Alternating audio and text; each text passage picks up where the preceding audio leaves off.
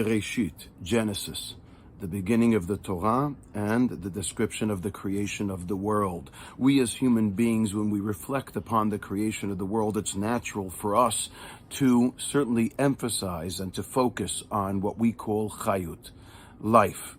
But what does it mean to live? The very first time that the Torah uses the word chayim, life, it says as follows, Vayomer Elohim, Yishirtzu hamayim sheretz nefesh chaya. The world or the waters should be filled with insects that are alive, chaya, living. What does it mean to live? The Rashar Hirsch says as follows, succinct and to the point, 3 specific attributes. Koach tnuah, ratzon v'havchana, hem hasimanim ha'ikariim shel chayut. 3 specifics demonstrate what it means to live. Tnuah, movement, havchana, the ability to decide which way an individual or a living organism wants to go, and ratzon, a desire. If that is the case with regards to animals, with regards to insects, that they have these 3 specific strengths to be able to decide, to be able to move forward, and to be able to differentiate and to choose the path that they want to take. Well, if that's the case with regards to chayim, if that describes life for an animal or an insect, how much more so, alachat kama v'kama, certainly with regards to a human being. Every human being deserves the right to decide, to have desire, and to make choices in their life. That is the description of living. This past week, the 7th child from an observant family within the confines of the city of Bet Shemesh died from suicide. 18-year-old girl killed herself. And one has to wonder, what exactly is necessary? What exactly, or how can it be that someone so young should be deprived of the ability of having chayut, life as described to an insect, to an animal, certainly to a human being? How tragic it is that such a young person, such a young soul, should no longer have the ability to exhibit those 3 attributes: a desire, the ability to decide, and the ability to move forward. And yet, so many have been deprived of this. So many youngsters lose their lives at such a young age. In Bet Shemesh alone, as I mentioned before, this is the 7th adolescent who has died from suicide.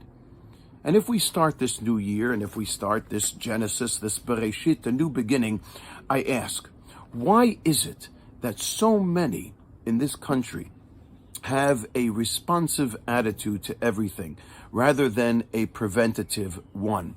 So many kochot, so many forces, so many organizations, so many administrations are involved in everything that is responsive, rather than everything that is preventative. Why is it that we are not confronting this issue of suicide amongst adolescents, amongst teenagers? How can it be that in a city like Bet Shemesh, 7 youngsters at the age of 18 or below have killed themselves, have lost their ability to have chayut, to have life as described in the Parsha? How can it be that councils are not administrating advice, or are not asking themselves what can be done, or how can we improve the situation in order to prevent as opposed to responding? I know that my wife, for example, belongs to a va'adah, to a council run by Bishvil HaChaim, an organization that confronts suicide and suicidology here in the land of Israel.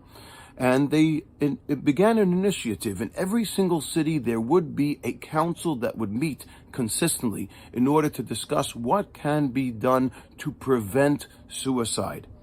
Well, in all of the cities, as far as I know, or most of the cities of Eretz Yisrael, those councils that were established over a year ago have already had 2 to 3 meetings with regards to these preventive measures. But my wife, who's part of the council here in Bet Shemesh, informed me that only 1 meeting has taken place, and she's not heard from that council since. This is a year ago.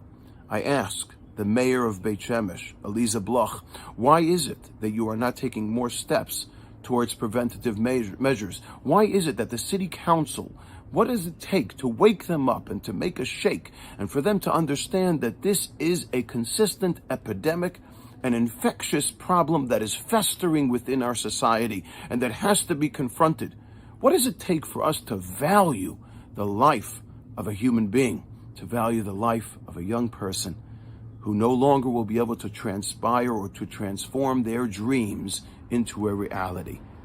If this is Genesis, Bereshit, a new beginning, then let's truly start a new beginning. Let's ask ourselves and all those around us, what can we do in order to make those which is or that which is responsive into preventative? Let us hope that we can embrace that mission, and as a result of our starting anew, we'll be able to start once again and to initiate preventative measures so that more youngsters can truly appreciate what it means to have chayut, to have life. Shabbat Shalom. Thank you once again for joining us. Please remember to consider subscribing to the page below and send me your comments. I will get back to you. Have a great day.